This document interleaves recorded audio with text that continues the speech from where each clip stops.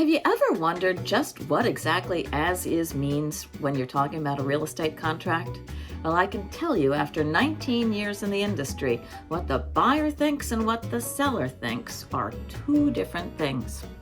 Hi, I'm Susie Nelson-Crowley. I am the founder of the Tampa Digs team of Coastal Properties Group International and an affiliate of Christie's International Real Estate. So today we're going to talk about the as-is contract, and let's go ahead and dig in.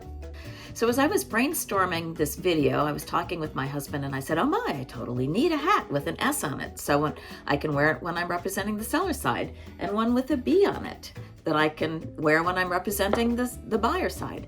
To which Dan, who is the clever one in the family, said, you can totally call that Susie's BS. I let him live. So let's just say that this is episode 1 of Susie's BS.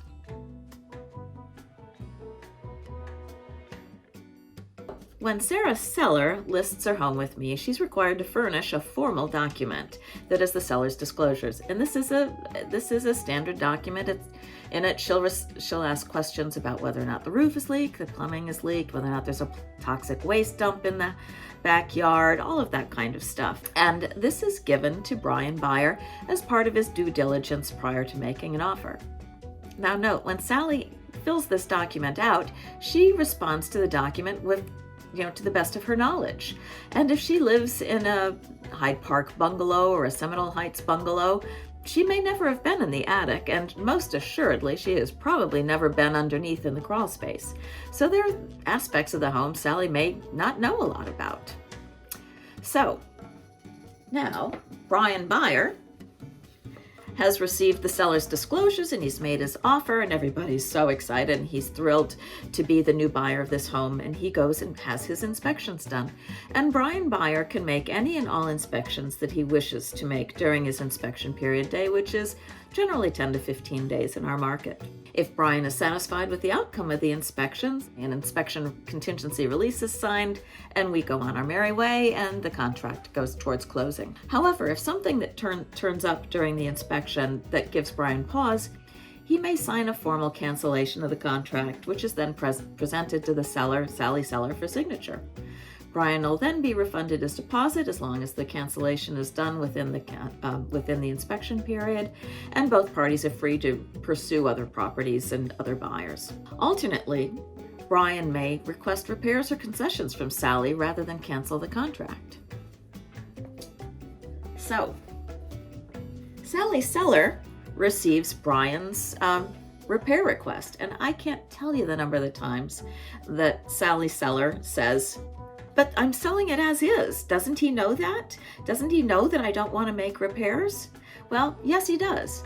But now Brian's learned an awful lot more about Sally seller's home on his nickel. And seriously, he's going to spend probably $600 to $800 on inspections during his inspections period. And while Brian may have been perfectly willing and excited to pay $400,000 for this home, now he's found out that there's termite damage and the AC isn't working up to snuff, and maybe there's a slow plumbing leak into the crawl space that Sally just didn't know about.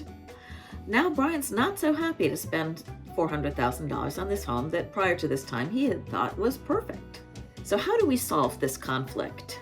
Well, per the contract, Sally is under no obligation to make any repairs. Likewise, Brian is under no obligation to purchase.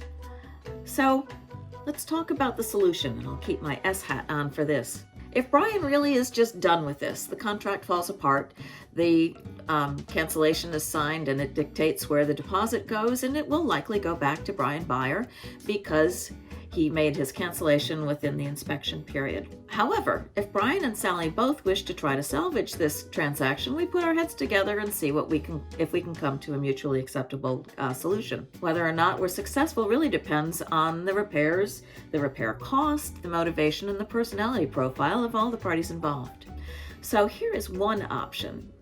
Brian makes his repair request. There may be some negotiation here, but finally, once agreed upon, the repairs are formally documented in a repair addendum, and Sally seller has the repairs made prior to closing by the appropriately licensed tradespeople. Can't use your Uncle Ulysses for this. It's got to be a licensed plumber, a licensed electrician. And then Sally gives the receipts to Brian prior to closing. Now, Brian might rather make repairs on his own post-closing, in which case sometimes we will arrive at a dollar value concession that Sally seller will give to Brian buyer at closing. And this could be in the form of a price reduction, but most frequently comes as a contribution to closing costs, because that frees up real dollars for Brian to be able to make the repairs post-closing. Now, there are a lot of variations to this scenario that are going to be unique to your transaction, but I always like to approach this saying that Sally wants to sell and Brian wants to buy, so let's find out what it'll take to help everybody meet their goals so that we can move forward to a successful closing. If you like what you saw, please feel free to subscribe. You know you want to. There are other videos on my YouTube channel that you'll find interesting, I'm sure. If you've got any questions, put them in the comments or feel free to call me at 813-334-6611. I am still Susie Nelson-Crowley, Coastal Properties Group International. Have a great afternoon.